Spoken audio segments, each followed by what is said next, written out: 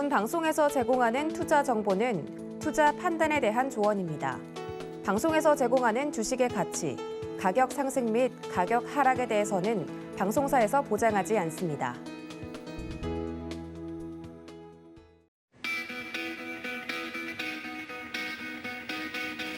안녕하세요. 고수익 작전타임 진행의 이수연입니다.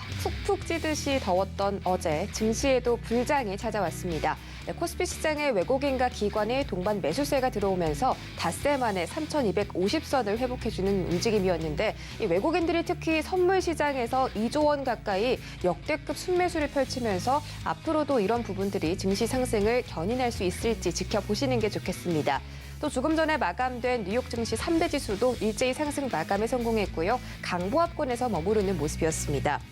네, 투자자들은 지금 다음 주 대형 IT 기업들의 이 실적 발표를 앞두고 낙관론을 우세하게 바라보고 있는데 마이크로소프트와 애플 등이 주가가 상승하면서 오늘도 이 기술 기업들의 주가가 기대되는 모습입니다. 과연 오늘은 어떤 증시가 펼쳐질지 오늘도 1시간 동안 고수익 작전 타임과 함께 해보시기 바라겠습니다. 그럼 오늘의 투자 작전 화면으로 만나보시죠. 이상욱의 작전 키워드 시간에서는 반도체주, 여행주가 간다란 주제로 성장주와 경기 수혜주가 함께 움직일 수 있는 방법들 그리고 어떤 종목이 움직일지 한번 살펴보도록 하겠습니다. 허반석의 작전 리포트 시간, 이번 주에는 코스닥 종목들 살펴봤죠. 코스닥에서는 K의료기기, 건기식, 스마트폰 섹터에 이 레이와 콜마 B&H, 파트론 종목 선정해 주셨습니다. 다시 한번 리뷰해보는 시간 가져보겠습니다. 이주현의 주유소 포트입니다. 네, 현대차가 어닝 서프라이즈를 발표했다고 합니다. 이 매매 작전 저희가 본격적으로 세워드리도록 하겠습니다.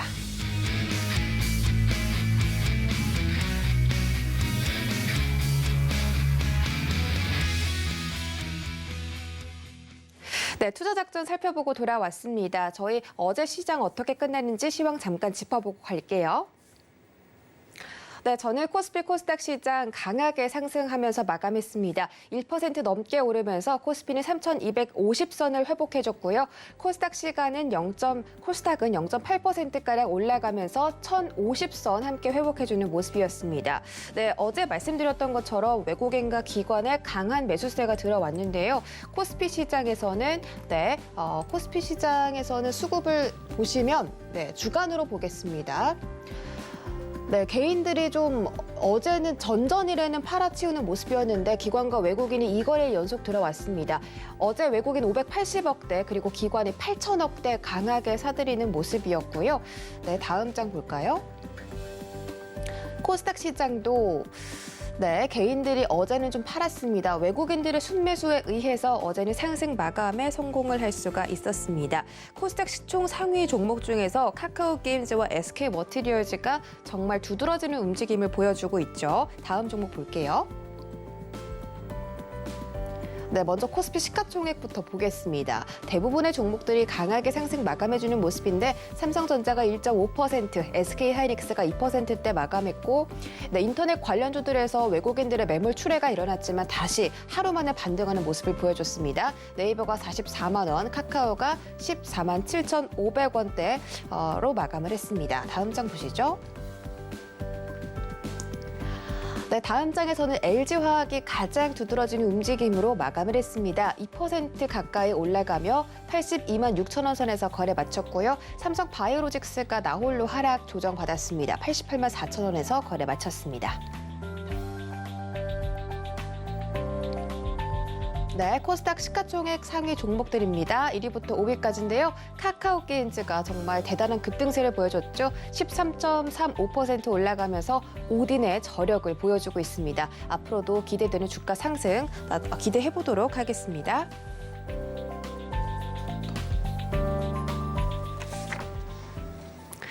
네, 간단하게 마감 시황 전해드렸습니다. 본격적으로 출발해 보도록 할 텐데요. 이성웅의 작전 키워드 시간으로 넘어가 보도록 하겠습니다. 네, 허반석의 작전 리포트를 저희가 시간상 먼저 소개해드리도록 하겠습니다. 허반석 전문위원님 연결돼 있나요? 네, 안녕하세요. 네, 반갑습니다. 네, 반갑습니다. 자, 금요일장인데요. 이번 주 계속해서 이 천스탁 종목들 살펴보고 있습니다. K의료기기와 건기식 그리고 뭐 스마트폰, 폴더블 관련주들 저희가 살펴봤는데 다시 한번 시청자분들을 위해서 리뷰해드리면 좋겠습니다. 한번 살펴볼까요? 네, 이번 주 리포트 리뷰입니다. K의료기기, 건기식, 스마트폰이라는 이 세 가지 섹터를 저희가 다뤄봤죠. 그 중에서도 K의료기기는 레이, 건강기능식품에서는 콜마 B&H, 그리고 스마트폰, 폴더블폰 관련주는 파트론 저희가 살펴봤습니다. 자세한 리뷰 다시 한번 부탁드릴게요.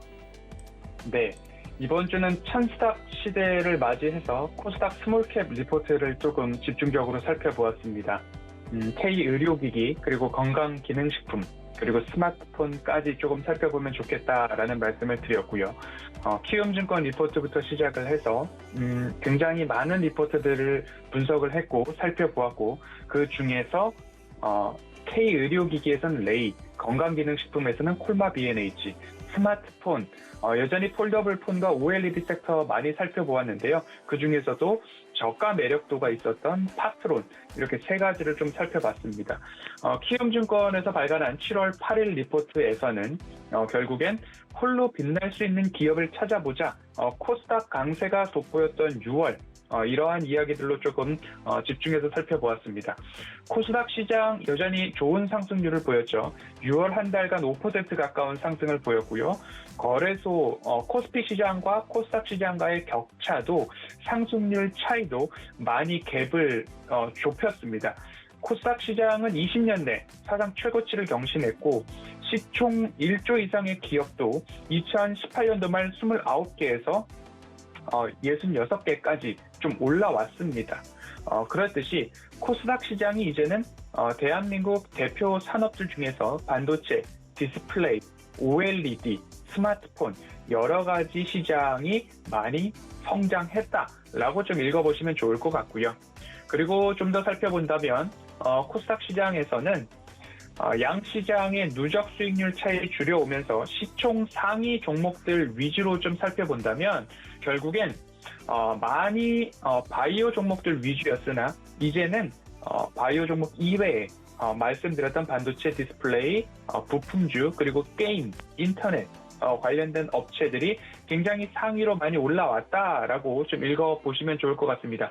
이 표를 좀 말씀을 드렸었습니다. 그렇기 때문에 그러한 것들을 좀 살펴보신다면 코스닥 시장, 차트상 저위험 구간에서 숫자상 매출액과 영업이익이 증가하는 기업들, 그리고 미래 먹거리를 얼마만큼 내실 있게 준비했는가, 이러한 부분들을 좀 살펴보신다면 코스닥 업종에서도 굉장히 유망한 기업들이 많다라고 좀 읽어보시면 좋을 것 같습니다.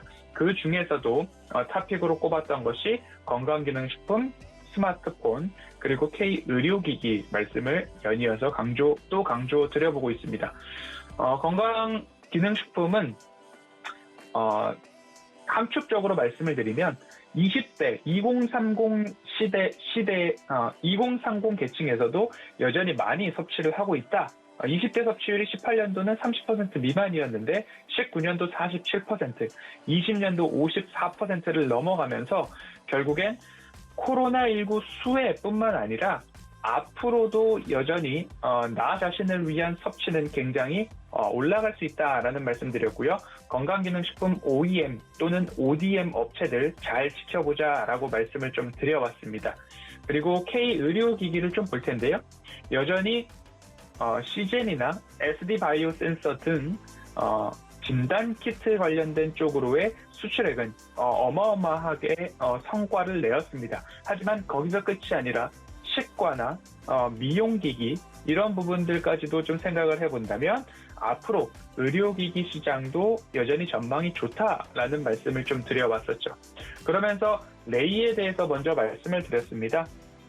레이 같은 경우에는 치과용 디지털 영상 진단, 그리고 치료 솔루션, 3D 스캔, 3D 프린팅 관련된 치료 패키지를 제공할 수 있는 그러한 기업이다.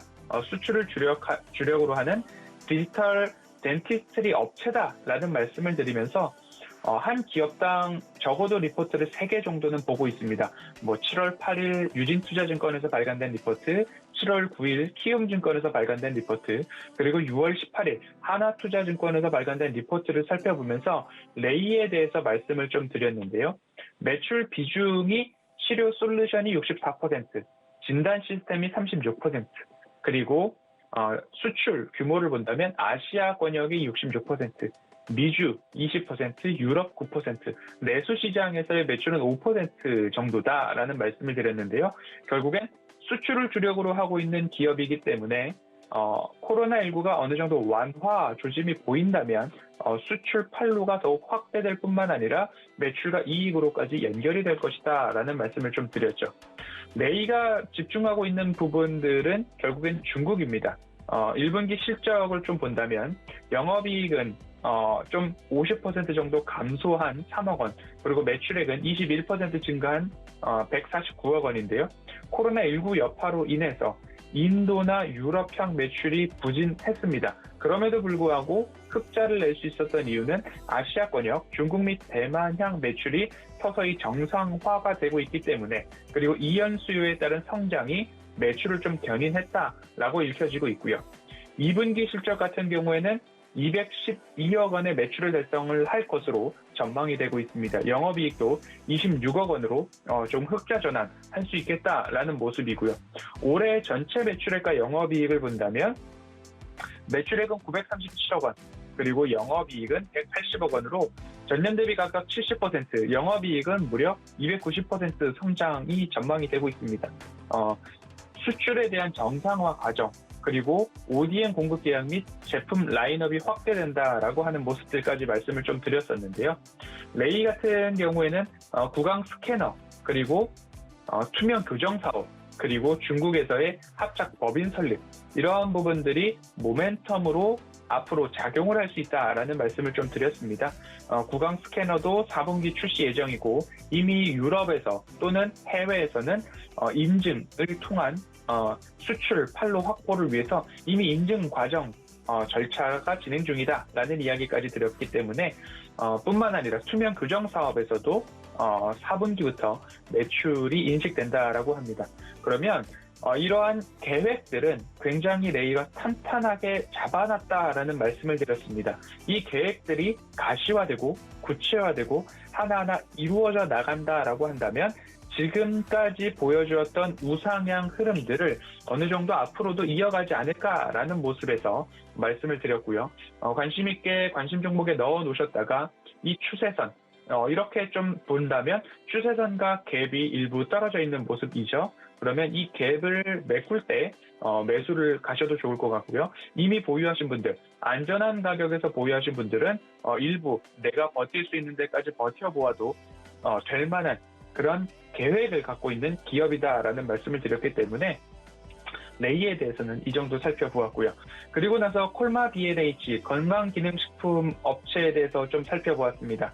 콜마 B&H는 결국엔 건강기능식품 쪽으로 OEM, ODM 전문 기업이다라는 말씀을 드렸고요. 그 중에서도 센트룸에 대한 이야기 드렸고요. 그리고 애터니라는 말씀을 드렸고요. 이마트24의 물류, 그리고 건강기능식품 관련해서 세 가지의 큰 브랜드 힘을 입을 수 있다라는 말씀을 좀 드려봤습니다. 1분기 실적 같은 경우에는 결국엔 코로나19 여파도 있겠지만 견조한 흐름들이 나오고 있습니다. 매출액은 1,738억 원, 영업이익은 284억 원, 세부 매출로 건강기능식품 매출이 1,034억 원, 화장품은 468억 원. 이 중에서 대부분이 수출 쪽에서 뚜렷한 성장성이 보이고 있다. 수출이 건강기능식품이 180% 이상 성장, 그리고 화장품 쪽에서는 170% 이상 성장. 코로나19임에도 불구하고 이 정도의 수출을 보였다라고 한다면 해외 판로, 그리고 해외 쪽으로의 진출, 그리고 물류에 대한 안정화가 이루어진다면 결국엔 조금 더 나은 퍼포먼스가 가능한 수출 실력이 아닐까, 실적이 아닐까라는 말씀을 좀 드렸습니다. 콜마 B&H가 어제 뉴스가 하나 나왔습니다. 한국 콜마에서 건강차 관련된 브랜드를 조금 인수를 하겠다라는 이슈들이 조금 나오고 있는데 그 인수의 주체를 콜마 B&H가 담당할 수도 있겠다라는 이야기가 좀 나왔는데요. 이러한 이슈들이 하나하나 반영이 된다면 오히려 콜마 B&H의 외형 확대와 매출 확대, 영업이익 증가까지도 연결될 수 있는 부분이기 때문에 앞으로 조금 더 이러한 뉴스까지도 좀 팔로우업 해볼 필요가 있겠다라는 말씀 드리고 싶고요. 부진한 내수를 커버하는 수출이라는 이야기까지도 조금 전달을 드리고 있는데요. 2021년도 전체적인 매출을 보았을 때 결국엔 앞으로 매출액은 7,600억 원 이상, 영업이익은 1,200억 원 이상으로 매해 증가할 수 있는 모습들, 가능성 열려있다라고 말씀을 드리고 싶고요.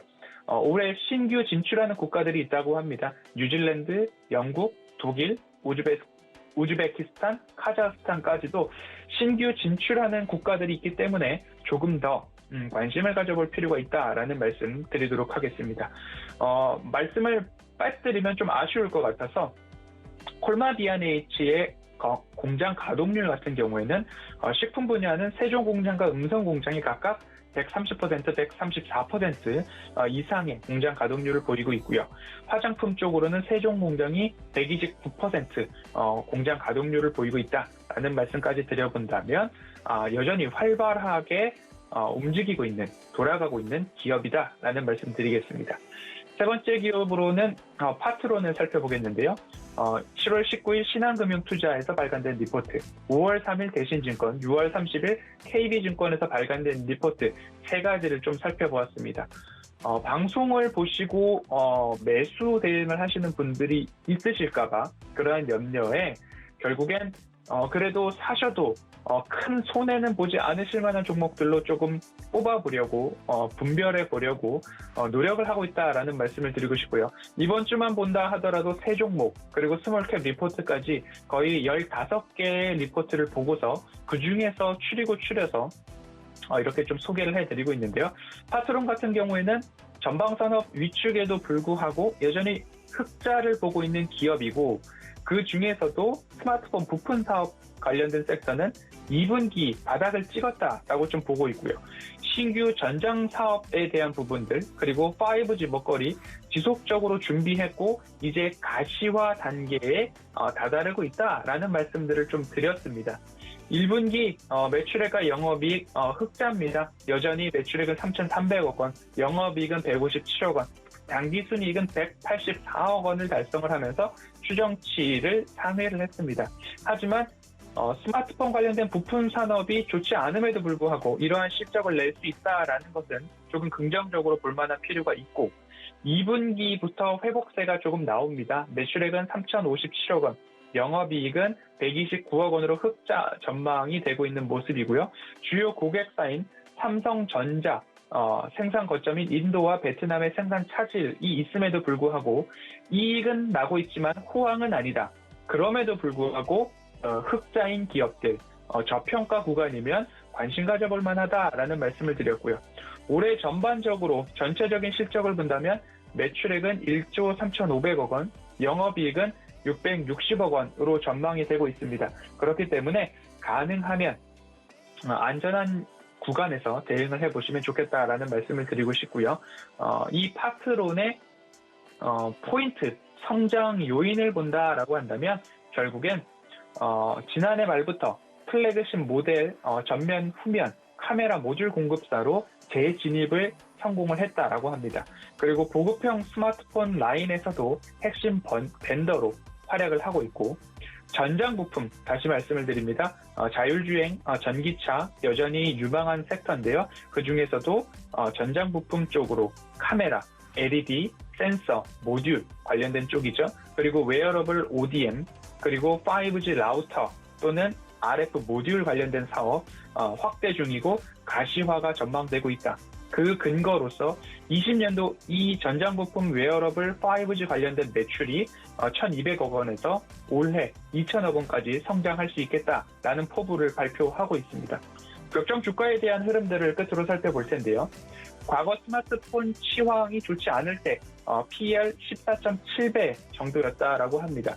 그런데 현 주가를 본다면 약 10.7배 정도의 PER을 받고 있습니다. 목표 주가까지 리포트들을 좀 본다라고 한다면 상승 여력 최소 적어도 30%는 좀 볼 수 있지 않을까. 그렇기 때문에 차트상 저위험 구간에서 우상향을 기대하면서 조금 장기적 관점으로 바라보시기에는 손색이 없는 기업이 아닐까라는 말씀을 드리겠습니다. 이번 주 세 가지 업종 내 기업을 살펴보았는데요. 모든 기업들을 방송만 보시고 사겠다라는 대응보다는 이러한 내용들을 다시 보기 또는 리포트를 스스로 좀 보시고 고개가 끄덕여진다면 관심 종목에 넣어두시고 안전한 가격에서 매수하는 연습을 하기에 걸맞는 종목들이 아닐까라는 말씀 드리도록 하겠습니다. 이번 주 여기까지 살펴보고요. 다음 주에는 조금 더 내실 있는 종목들 찾도록 저도 부단히 노력하고 공부하도록 하겠습니다. 네, 코스닥 종목들 레이와 콜마 B&H 그리고 파트론까지 살펴드렸습니다. 항상 말씀을 하시죠. 실체가 있는 기업을 사라라는 말씀 주시는데 게다가 바닥권에 있는 종목이라면 정말 매력적이지 않을 수가 없습니다. 이 종목들에 대해서 더 자세한 정보 원하시는 분들 문자 받는 사람 샵 0082번에 허반석이라고 문자를 보내주시면 저희가 함께 하실 수 있는 방법 보내드릴게요. 오늘 분석도 고맙습니다. 감사합니다. 네, 이어지는 시간은 이주현의 주유소 포트 시간입니다. 오늘은 조금 더 빨리 찾아왔는데요. 이주현 전문위원 바로 만나볼게요. 안녕하세요. 네, 안녕하세요. 네, 반갑습니다. 오늘 주유소 운영 원칙부터 확인하고 갈게요. 네, 이주연의 주유소 포트 운용 원칙입니다. 바닥난 포트폴리오를 접수하고요. 기존 종목들을 손절한 뒤 전문가 추천주로 포트를 운용하게 됩니다. 전문가당 한 종목 추천을 원칙으로 하고 있고 최고 수익률 산정 기준은 종가로 하고 있습니다. 포트 종목들 살펴보시죠. 네, 이주일의 주유소 포트 종목들입니다. 정말 화려하게 모든 종목들이 첫 판에서는 목표가를 달성했습니다. 동신건설과 삼익 THK가 14%대, 서암기계공업은 15%대 달성했고요. CJ E&M이 가장 큰 폭의 수익률을 챙겨갔습니다. 26.67% 챙겨가는 모습입니다. YJM 게임즈는 사자마자 며칠 되지 않아서 단기간에 목표가를 달성한 종목입니다. 다음 장 보시죠. 네, 다음 장에서는 알레비 플러스권에 유일하게 들어와 있고요. 태경 BK가 계속 0%대 유지하고 있습니다. 나머지 종목들은 약간 손실 보고 있습니다. 다음 장 보시죠. 네, 다음 종목들 백산과 위니아 딤체 7월에 편입한 종목들이 지금 약간 부진한 모습인데 각각 어떤 전략을 세워보면 좋을지 차후에 들어보도록 하겠습니다. 네, 저희 종목들 살펴보고 돌아왔습니다. 자, 저희가 어제 저녁에 발표된 실적이 발표가 됐죠. 현대자동차, 기아 이야기를 안 해볼 수가 없겠는데 두 기업 모두 어닝 서프라이즈를 발표했습니다. 현대자동차는 기업 매출이 최대 실적이 발표가 됐는데 사상 처음으로 분기 영업이익이 30조 원을 돌파했다고 하고요. 기아도 마찬가지로 호실적이 나왔습니다. 국내 판매는 다소 부진했는데 해외 판매량이 정말 많이 급증을 하면서 이 두 자동차 기업 모두 좀 안전하게 실적을 발표한 것 같은데 앞으로의 주가 상승 여력도 충분히 있을까요? 네. 현대기아 자동차 같은 경우에 이제 작년도 여름이 좀 지나는 대형주들 이제 상승하는 시점이었죠. 9월달, 10월달 정도에 계속 괜찮다라고 이야기를 드렸던 부분이고. 그 이후에 이제 주가가 좀 굉장한 슈팅이 나왔습니다. 올해 이제 초에 대형주들 다 같이 이제 고점 형성할 때 그런 강한 상승 흐름이 나와줬는데 일단 보시는 것처럼 지금 현대차 같은 경우는 그때도 이제 말씀드렸지만 미국에서의 이제 기아 자동차도 마찬가지고 북미권에서의 판매량이 계속 증가하고 있고 그동안에 이제 SUV에 대한 부분들 이런 부분들에서 이제 판매량이 좀 저조했던 부분이 굉장히 잘 팔리고 있다. 그런 이야기들을 여러 번 드렸었습니다. 그래서 이제 그런 부분들하고 지금 차량용 반도체가 부족한 부분들 그러니까 이제 경쟁사들도 당연히 부족한 상황이었는데 이런 부분들에서 어떻게 이제 현대와 기아 자동차들이 좀 더 시장에서 좀 선방을 했다라고 봐야 되는 부분이겠고요.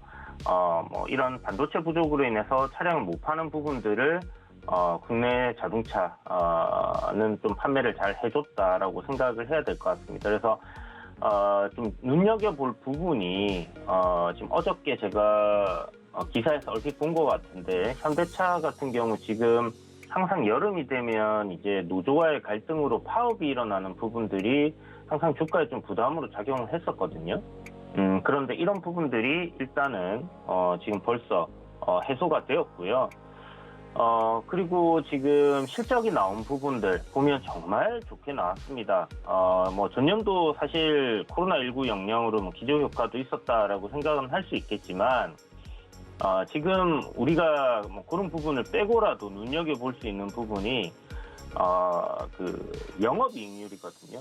사실 현대자동차나 기아자동차 이런 이제 자동차 제조업들 같은 경우는 영업이익률이 딱히 그렇게 좋지가 않습니다. 그런데 이번에 분기 영업이익률이 6%를 넘게 달성을 했다라는 거 굉장히 눈여겨볼 수 있는 대목이지 않나라고 생각이 들고요.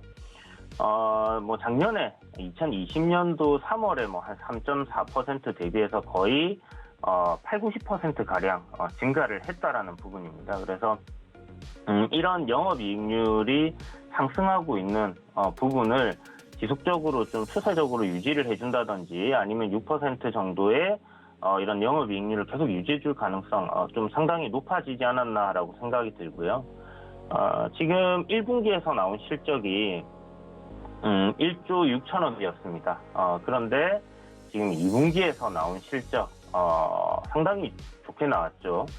그렇다면 3조 5천억 지금 앞에 컨센서스가 올해 이제 7조로 이렇게 잡혀 있었던 부분들을 생각을 한다면요.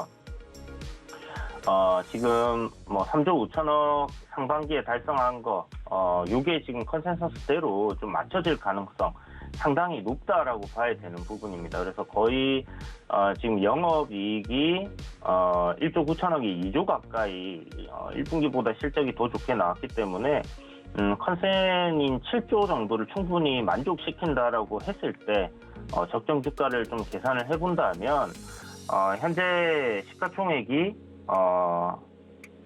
한 48조 정도의 지금 만들어져 있는 부분인데 7조라고 하면 70조 정도의 영업이익이 그냥 단순하게 좀 보수적으로 계산을 해서 본다면 70조 정도가 돼야 돼요. 그렇다면 앞으로도 현재 그 가격에서 22만 8,500원인데요. 여기서 추가적으로 뭐 한 50% 정도는 업사이드가 있지 않나라고 생각을 할 수 있을 것 같고요.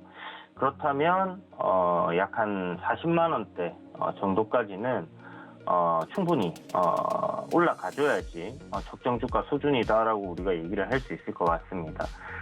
자동차 업황이 뭐 만약 여기서 반짝하는 실적으로 끝난다고 하면 그런 부분들은 무리가 있겠지만은 실질적으로 지금 현대자동차가 보여주고 있는 실적 증가 추세라든지 그리고 지금 나오고 있는 자동차들 제 캘리포니아에 사는 친구에게 이제 한번 물어봤어요. 현대자동차 좀 팔리냐라고 얘기를 물어봤더니 제네시스가 좀 상당히 많이 보이고 있다라고 얘기를 하더라고요. 그래서 미국에서 제네시스의 판매도 괜찮게 진행이 되고 있는 것 같고 이런 제네시스의 판매가 좀 잘 되고 있다라는 부분은 고가 브랜드가 좀 성공적으로 미국에서 안착을 한다라고 이렇게 생각을 해야 되는 부분이고요.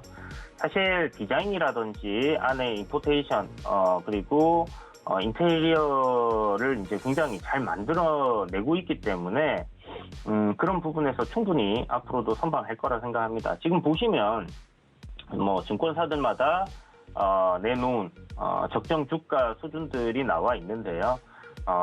항상 나중에 올라가게 되면 뒷북을 치게 됩니다. 그래서 적정 주가 지금 뭐 30만 원, 뭐 32만 원 이렇게 해놨는데 지금 뭐 주가보다는 좀 상당히 올라가 있는 부분이죠. 한 40만 원까지는 저는 지금 실적이 추정치대로 진행이 된다고 했을 때는 지속적으로 이런 증권사들의 리포터가 계속 변화할 거다라고 생각을 하고요.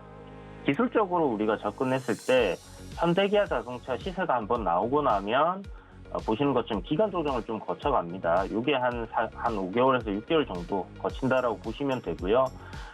지금 또 한 차례 시세를 크게 내주고 나서 약 6개월 가량 기간 조정을 거치고 있는 상황인데 제 생각에는 무난하게 조정이 나온다면 실적을 믿고 언제든지 매수해두고 기다릴 수 있는 그런 종목이 아닐까라고 생각이 들어요. 주식에서 시간을 이제 내 편으로 만들어라 이런 얘기들 많이 들어보셨을 텐데요. 지금 추세대 하단 부근이기도 하고 전저점 구간이기도 하고 이런 구간에서 실적이 이렇게 좋게 나오는 종목을 못 산다고 하면 사실 가치 투자를 하거나 아니면 이런 실질적인 부분으로 우리가 접근을 한다라고 했을 때 접근할 수 있는 기업들이 거의 없지 않나라고 생각이 듭니다. 그래서 지금 완만한 상승 트렌드를 만들어 놓고 움직이고 있기 때문에 이러한 트렌드대로 움직일 수도 있고요. 요번에 이제 올라오게 됐을 경우 트렌드 상단을 돌파하고 시세가 더 크게 나올 가능성도 열어놓고 바닥권에서 여러분들이 충분히 공략을 할 수 있는 그런 기업이다라고 생각이 듭니다. 일단 실적이 발표가 되었기 때문에 오늘 아직 장 전까지 시간이 남아 있어서 어떻게 될지 모르겠지만 이렇게 매도세가 좀 나올 수도 있어요. 만약에 저는 이제 상승이 당연히 나온다라고 생각을 하고 있는데 만약에 매도가 나온다면 정말 땡큐하게 매수를 해야 되는 종목이 바로 현대차다라고 생각이 들고요. 기아차 역시 마찬가지입니다. 기아 역시 굉장히 실적 좋게 나왔고 현대와 똑같은 관점이죠. 거기다가 EV 시장 한마디로 이제 일렉트로닉 비클 시장 역시 기아랑 현대 굉장히 경쟁력 있는 그런 기업이기 때문에 단순히 그냥 자동차 판매가 좋아졌다라가 아니라 미래 친환경 자동차로 이렇게 패러다임이 변하는 시점에서 좀 고지를 선점할 그런 가능성이 상당히 높아졌다라는 그런 부분까지 우리가 염두에 두고 현대자동차의 미래 성장성을 판단을 해서 좀 접근을 해야 된다라는 부분입니다. 그래서 지금 주가들은 과도하게 이제 저평가되어 있다라고 저는 말씀드리겠고 그렇다면 저점 구간에서 우리가 매수 못할 이유는 전혀 없다. 그래서 조정이 나온다면 우리는 굉장히 해피하게 종목을 포트폴리오에 담아보는 것도 굉장히 좋은 전략이고요. 시간을 내 편으로 만들어 놓고 가져갈 경우 기아와 현대는 분명히 큰 수익을 줄 수 있는 그런 기업이다라는 생각이 듭니다. 지금 현재 기아 자동차 기술적인 부분을 본다면 여전히 횡보하고 있는 구간이고요. 그냥 횡보를 하는 게 아니라 저점 구간을 높여가면서 파동을 잘 만들어주고 있다라고 봐야 되는 부분입니다. 그래서 이러한 흐름 속에서의 저점 구간을 우리가 노려본다고 하면 충분히 좋은 수익들 그리고 저점 구간에서의 평단을 만들어낼 수 있다 이렇게 생각이 드니까요. 이런 부분들 활용하셔가지고 한 번에 현대기아 자동차 좋다라고 딱 사시기보다는 운동이 나올 때마다 적금 형식으로 분할로 적금을 한다 생각하시고 그렇게 매수를 해보셔도 좋은 기업입니다. 그래서 중장기적인 관점에서 두 종목 다 매수한다 생각하시고요. 분할로 적금 든다고 생각하고 하시든 아니면 분할로 저점 구간을 최대한 노려서 좀 비중을 담아 두시는 것도 상당히 좋은 전략이지 않겠나 이렇게 생각이 드니까 이 부분들을 좀 참고하셔서 잘 접근해 보시면 좋을 것 같습니다. 그리고 제가 포트폴리오 중에 태경 BK라고 있습니다.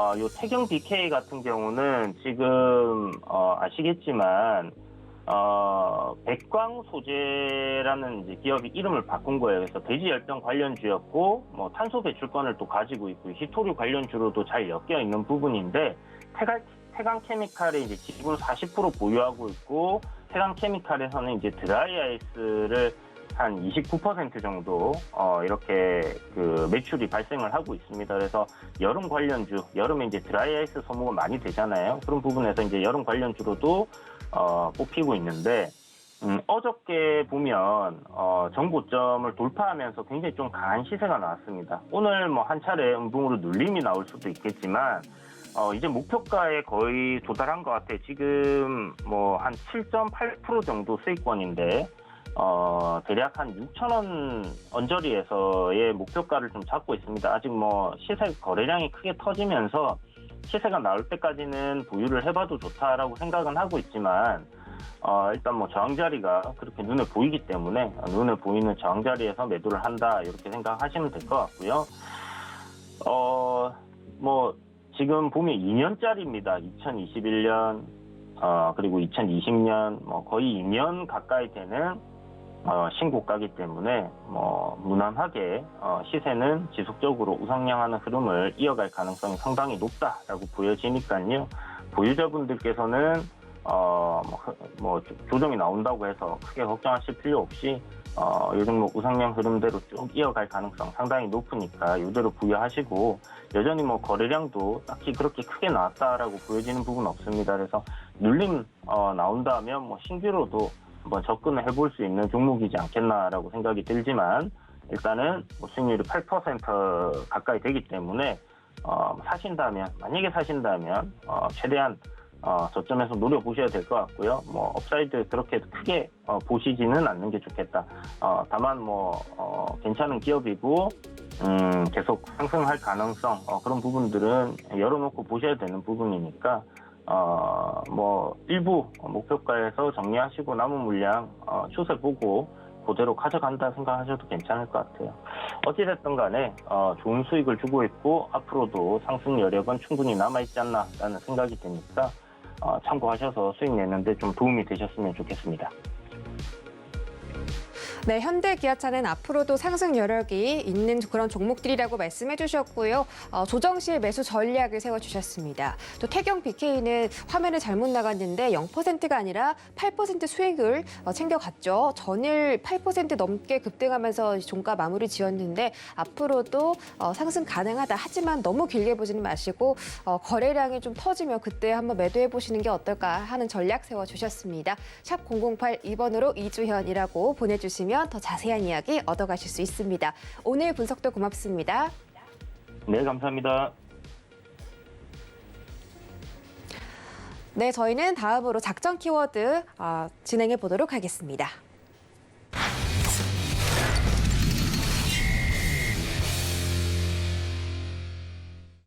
네, 이성웅의 작전 키워드 시간으로 돌아왔습니다. KTB 투자증권 이성웅 과장 연결돼 있습니다. 안녕하세요. 네, 안녕하십니까? 네, 반갑습니다. 네, 첫 번째 질문 바로 해보도록 하겠습니다. 전일 미국의 증시는 3대 지수 일제히 상승 마감에 성공했고 3거래일 연속으로 빨간불로 마감하는 모습입니다. 우리 시장에도 이런 훈풍이 조금씩 불어오고 있는데요. 이 전일 미국 증시 상황과 간단하게 또 시황 좀 살펴주시죠. 네, 뭐 이번 주 증시 같은 경우에는 어떤 코로나19 델타 우려가 있었던 부분에 있어서 이 변동성이 좀 심화가 되지 않을까라는 판단도 좀 있었지만 생각보다는 이 변이 바이러스보다는 경기 회복, 글로벌 기업을 중심으로 이 경기 회복에 대한 기대감이 더 크게 작용을 하지 않았나 지금 판단이 되고 있고요. 뭐 전일 어떤 미국 시장 같은 경우에도 지금 현재 뭐 대형 기술주를 중심으로 상승세를 본다고 하더라도 이 시장의 어떤 인플레 압력보다도 경기 기업들의 또 이제 실적에 대한 어떤 펀더멘탈에 대한 관심이 더 높지 않나 이렇게 판단되고 있습니다.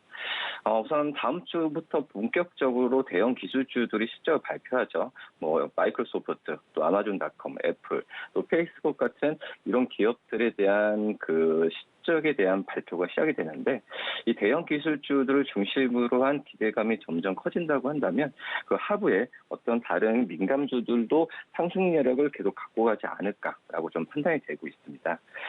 우선 공포 심리가 다소 안정을 찾는 부분에 있어서 이 투자자들 같은 경우에는 이 뭐 국채금리나 여러 가지 상승 방향에 있어서 이 경기 기대감에 대한 부분을 더 갖고 가지 않을까 판단되고 있고요.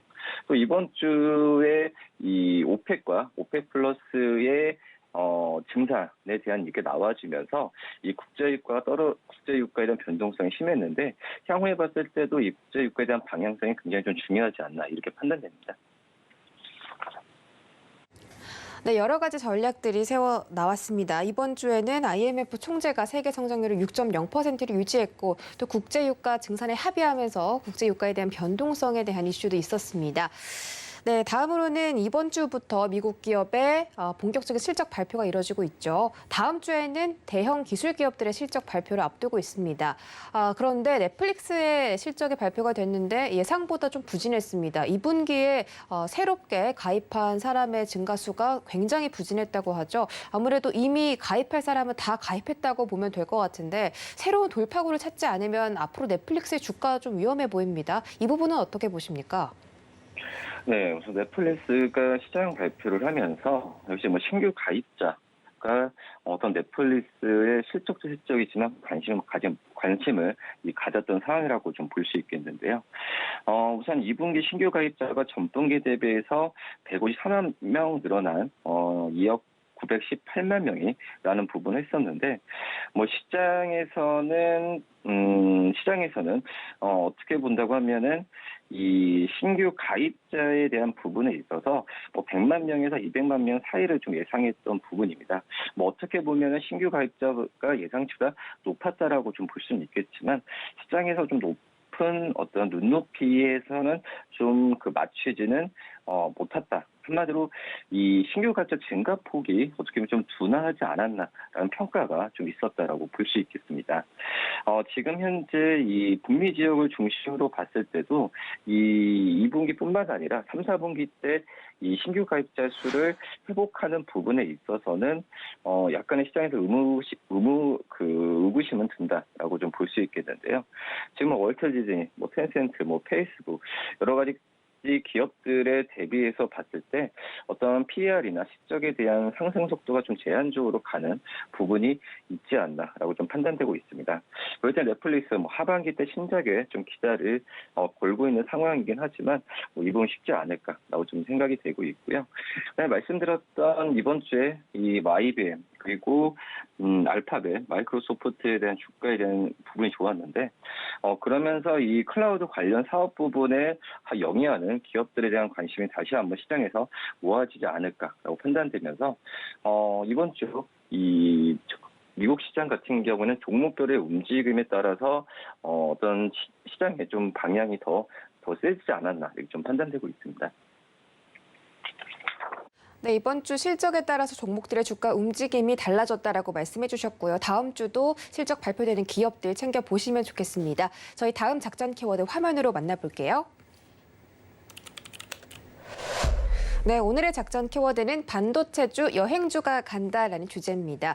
네, 전일 반도체주가 정말 오랜만에 상승을 했습니다. 삼성전자와 SK 하이닉스를 필두로 5조 원 이하의 중소형주도 강세를 보였는데 3D나 낸드 관련 섹터의 종목들도 좀 많이 움직이는 모습 보였습니다. 게다가 전일 노랑풍선이 상한가에 도달했는데 무상증자 권리락이 발생하면서 다른 여행 관련주들도 상승 수혜를 좀 얻은 것으로 보입니다. 반도체주와 여행주는 어떻게 볼까요? 네, 우선 반도체, 시장, 투자자분들도 많이 관심을 가질 거예요. 이 한미 반도체가 사상 실적을 내면서 이 한미 반도체를 비롯한 이 중소형 반도체에 대한 관심이 이번 주에 굉장히 좀 뜨거웠는데요. 우선 한미 반도체가 2분기 역대 최대 실적을 냈다라고 좀 볼 수 있겠는데, 저는 개인적으로 봤을 때 이 반도체 중소형 주가 전체적으로 좋다라기보다도 이 한미 반도체, 테크윙을 본다고 하면은 이 비메모리와 관련된 이 반도체 중소형 업체들한테 만 어떻게 보면 섹터가 좀 이 유동성에 몰리지 않았나 판단이 되고 있고요. 지금 현재 삼성전자나 SK하이닉스 같은 반도체 대형주들 굉장히 좀 부진합니다. 그러기 때문에 이 어떤 중소형 반도체에 대한 부분에 있어서 좀 관심을 좀 가진 부분도 있다고 판단되고 있고요.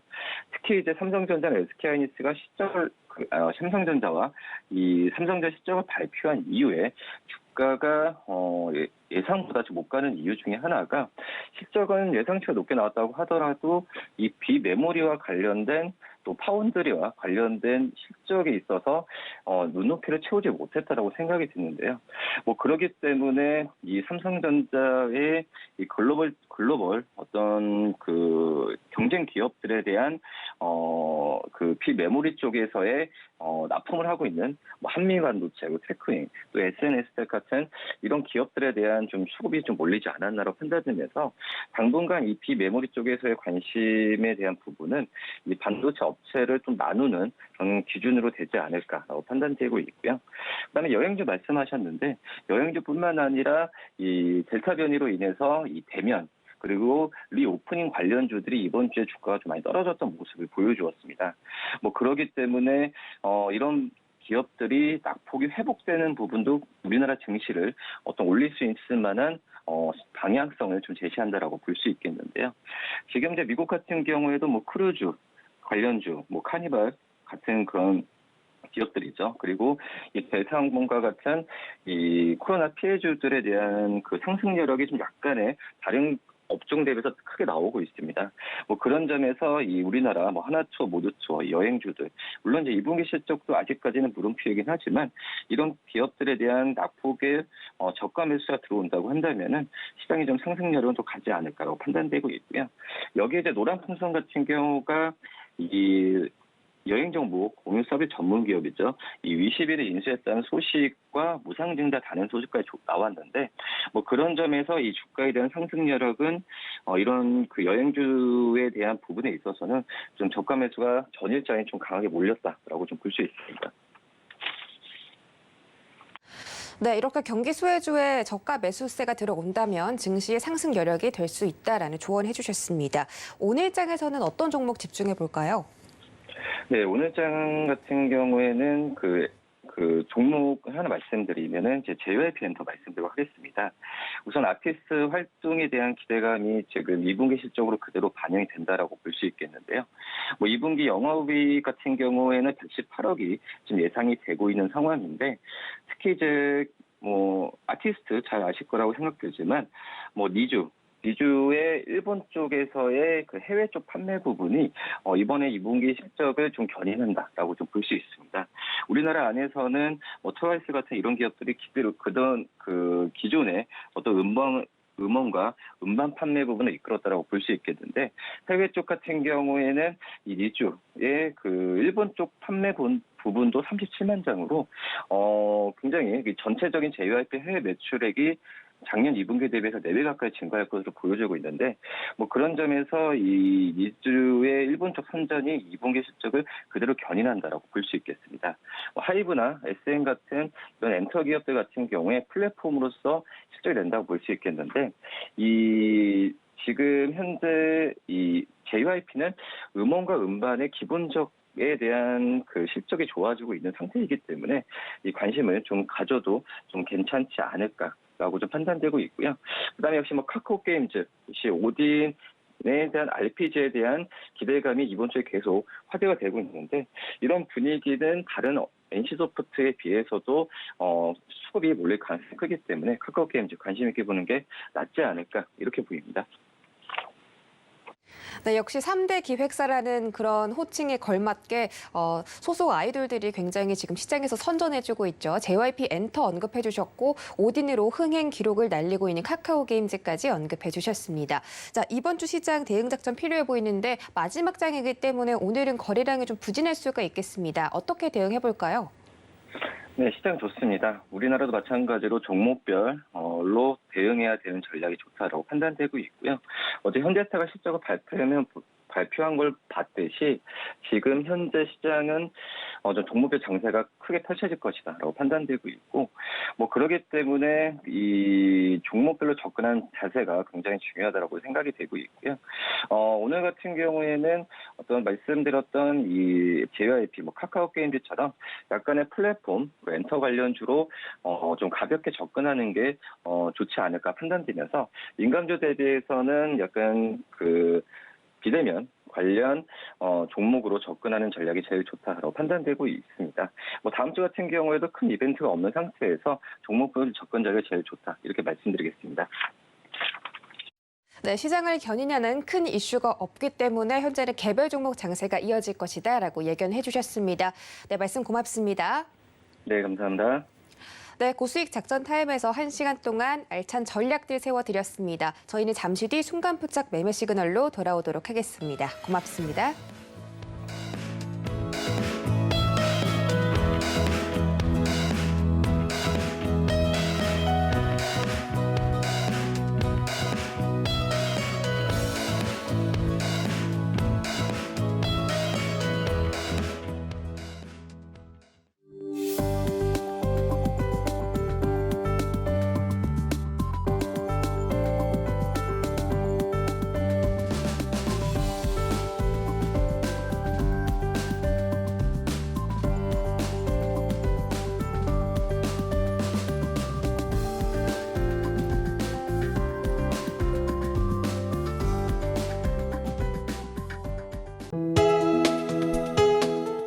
본 방송에서 제공하는 투자 정보는 투자 판단에 대한 조언입니다.